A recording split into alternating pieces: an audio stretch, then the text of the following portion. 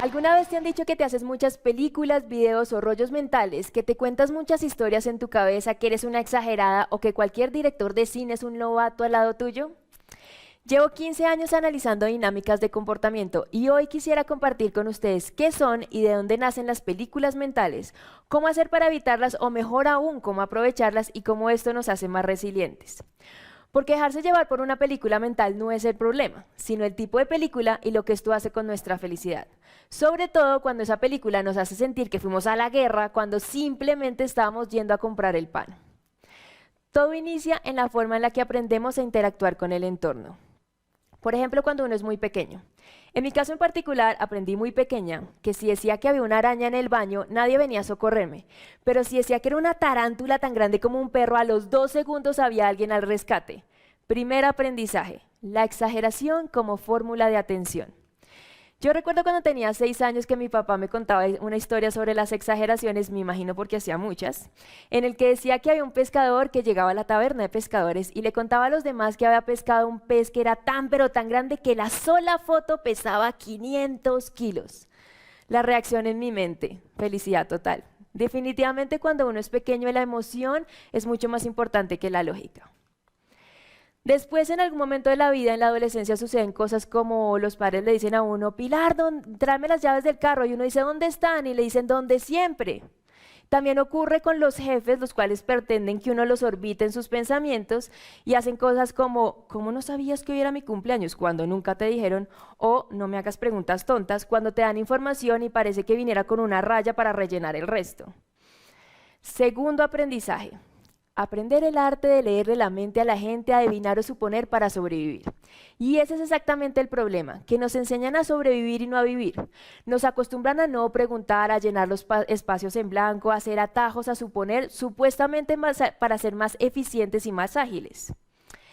Las exageraciones repetitivas, la lectura de la mente y las suposiciones es lo que hoy se convirtieron en las películas, videos y rollos mentales, que al final son las historias que nosotros mismos nos contamos en la cabeza, las cuales vamos trasladando a todas las áreas de nuestra vida. Por ejemplo, en mi caso, en los temas de pareja. En algún momento me ocurrió que si mi pareja no contestaba el teléfono, las opciones eran: se accidentó, se murió, está con otra o se está casando en Las Vegas. También en algún momento tuve un problema con el crédito hipotecario de mi apartamento. Me llegó una notificación del juzgado diciendo que me iban a embargar. La imagen en mi cabeza. Empecé a correr como una loca desquiciada por todo el apartamento tratando de meter entre cajas y maletas cuanto pudiese antes de llegar a desalojarme. Ninguna de las anteriores opciones me daba felicidad. De hecho, hacían de mí una persona insegura, triste, es decir, que estas películas me causaban sufrimiento, convertían mi vida de trama a un drama. Así que me puse a indagar e investigar. No podía ser la única mujer a la que esto le ocurriera. Y además quería salir de ese patrón tormentoso en el que sentía que me encontraba. Realicé entonces una encuesta en la cual participaron 500 personas entre hombres y mujeres y encontré datos muy interesantes. El primero de ellos, y a esto hay que ponerle mucha atención, no solamente las mujeres se hacen películas mentales, los hombres también caen en ellas. El hecho que ellos no hablen sobre lo que está sucediendo en su cabeza no quiere decir que esto no ocurra. Es decir, que al final las películas mentales no son un tema ni de género ni de sexo, sino del ser humano. Así que si en alguna vez alguien te dice que las mujeres se hacen muchas películas mentales, tú le haces cara de psicoanálisis. Porque definitivamente todos sentimos miedo, inseguridad o duda en algún momento de nuestra vida. Lo segundo que encontré es que las películas mentales muchas veces son pensamientos inútiles o basura que nos bloquean o nos bajan la vibra. Atención, dije muchas veces, no siempre. El cerebro está hecho para pensar, para rellenar esos espacios en blanco, no podemos comandarlo a que no piense. Es como decirle al corazón que deje bombear sangre. Lo que sí podemos hacer es enseñarlo a que cambie el género de la película, que pase de drama o terror, aventura, acción, comedia o fantasía, lo cual veremos más adelante. Y lo tercero que encontré es que los datos muestran que el 80% de las personas no son conscientes del tipo de película que están sufriendo. Así que de acuerdo a las historias que las personas contaron, que pasaban por su cabeza, me puse a la tarea de identificarlas para poder trabajar en ellas. Estas fueron las categorías. El primer tipo de película la ha llamado El gusano o la maldición. Lo sufre el 18% de los encuestados. De los mismos creadores de no eres tú, soy yo, nadie me quiere, todos me odian, mejor me voy a comer un gusanito. Esta persona tiende a pensar que hay algo mal en él. Una maldición lo acecha, está pagando un karma, siente que hay como una nube que lo persigue donde vaya. Es lo más cercano a estar viviendo la película de Chucky. Un ejemplo. En algún momento de la vida todas las parejas le han sido infieles. Conclusión, estoy pagando un karma de una vida pasada. La segunda categoría la he llamado el amigo de Voldemort por su mala vibra. Le ocurre al 28% de la población. Es una mezcla entre exageración, apocalipsis y una bola de nieve, en el que la mente se vuelve dispersa y caótica. Hace algún tiempo me leí un libro que se llamaba El arte de amargarse la vida y tenía que ver mucho con esto. Un ejemplo es, nos llaman de la empresa o la pareja y nos dice, tenemos que hablar. Automáticamente uno piensa, me van a echar y si me echan, ¿dónde voy a vivir? ¿Cómo voy a pagar las cuentas? ¿Qué va a decir mi suegra? ¿Voy a vivir debajo de un puente? Nadie va a ir a mi entierro. A veces es tan mala la vibra que empieza a traer situaciones para corroborar su película. La tercera categoría la sufre el 52% de la población, la ha llamado el psíquico o la psíquica, que es creer que le leemos la mente a la gente. Un ejemplo, llego a un sitio, alguien me mira de arriba abajo y automáticamente pienso, ay no, están pensando que vine mal desvestida, no van a creer nada de lo que diga en el informe, deben pensar que yo no sé del tema, mejor me voy.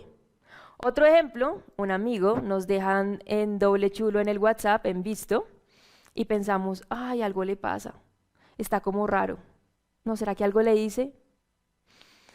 Hay otras películas que ya es un porcentaje muy pequeño, pero ¿qué ocurre? Y es cuando todo va bien. Las he llamado películas fantasmas. Cuando todo va bien en la vida, el trabajo, la pareja, todo, y uno piensa, algo malo tiene que estar por suceder. Algo malo tiene que estar por suceder. Estas películas, de cierta forma, se apoderan de nuestra vida, a tal punto de convertirnos en un simple extra de nuestra historia, de nuestra propia película. A veces ni siquiera el extra ni el utilero, sino un simple observador, es decir, que secuestran nuestra felicidad. El tema es qué hacer. ¿Cómo hago para convertir esa maldición en una bendición? Para no ser más el amigo mala vibra de Voldemort, sino convertirme en un mago como Harry Potter, Hermione o Doctor Strange. O dejar de oír voces en mi cabeza y convertirme en un Charles Xavier de los X-Men que haga cosas extraordinarias con la gente que está alrededor para sorprenderla. Pues necesitamos aprender herramientas de resiliencia y a ser valientes. Esto se lo agradezco a la Universidad de Pensilvania y a la doctora Brené Brown, porque gracias a ellos aprendí que la gente resiliente es la que es capaz de convertir una experiencia negativa en una extraordinaria, que son capaces de gestionar sus pensamientos, sus emociones y a ser optimistas, que es la capacidad de diferenciar lo que puedo cambiar y lo que no, y a ser valientes, que es esa capacidad de ser vulnerables. De acuerdo con esto, empecé a establecer unos salvavidas para poder transformar mis películas en historias maravillosas. Lo primero fue incorporar la meditación y el mindfulness como una técnica de autoconciencia y autogestión para que cada vez que venga ese pensamiento caótico como una bola de nieve, observo mi respiración y viro lo que pienso. Y lo segundo es que aprendí a tener una conversación interna conmigo misma utilizando 3 herramientas. La primera es verificar. La segunda es ver la situación desde otra óptica o cambiar el observador. Y la tercera es tener un plan B o una alternativa. Es decir, que aprendí a cambiarle el género de la película. Así que ríase de usted mismo cuando sienta que está en medio de la película del aro y conviértala en comedia. O conviértala en aventura en el que usted busque ser su James Bond, los Avengers o Jumanji, donde el personaje principal siempre busca sacarle mejor provecho a la situación en la que está. Es decir, que la acción está en el corazón.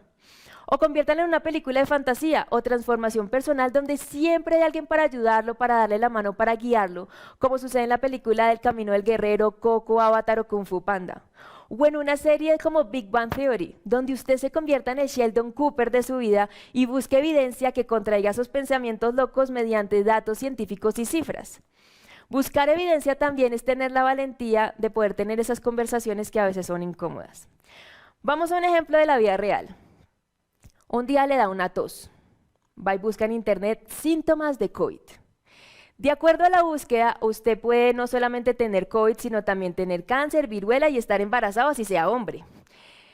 El psíquico, el amigo mala vibra de Voldemort y la maldita, todos coincidirían que esta persona va a morir de una forma horrible, porque está pagando un karma de una vida pasada del COVID. A diferencia de un Sherlock o un Enola Holmes, quienes no se quedarían con lo que dice en internet, sino que irían a buscar evidencia con un doctor para tomar las medidas correspondientes de prevención y salvar a su familia. O un Guido de La vida es bella, quien sacaría mejor provecho de la situación y diría, oiga, necesitaba unos días de descanso porque estaba trabajando demasiado. O una Mujer Maravilla, la que pase lo que pase lucharía contra el COVID-Ares para que la humanidad volviera a estar sana y a salvo. A lo que quiero llegar con esto es que de vez en cuando ponga en duda sus pensamientos, verifique, cambie el observador o tenga una alternativa que lo haga más feliz. Ser consciente de las películas mentales y aplicar los salvavidas correspondientes me ayudó a vivir una vida feliz, ser optimista, empoderada y aprender a ser resiliente, que aprendió 3 sencillas cuestiones. Lo primero es que los resultados de la vida, como lo es la felicidad, el amor propio y la paz interior, se ven impactados por el tipo de película que uno escoja. Lo segundo es que si nosotros empezamos a contar nuestra historia de vida desde la valentía y desde la acción, y no solamente desde el drama y la victimización, crecemos en el corazón.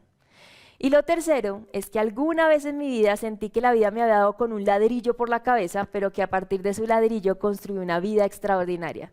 Es decir, que ser resilientes es entender que tenemos el poder de decidir qué tipo de película queremos contar y qué tipo de película estamos viviendo. ¿Estás convirtiendo tu vida en una película que tú quieras vivir de forma extraordinaria o estás viviendo la película de los demás? Muchas gracias.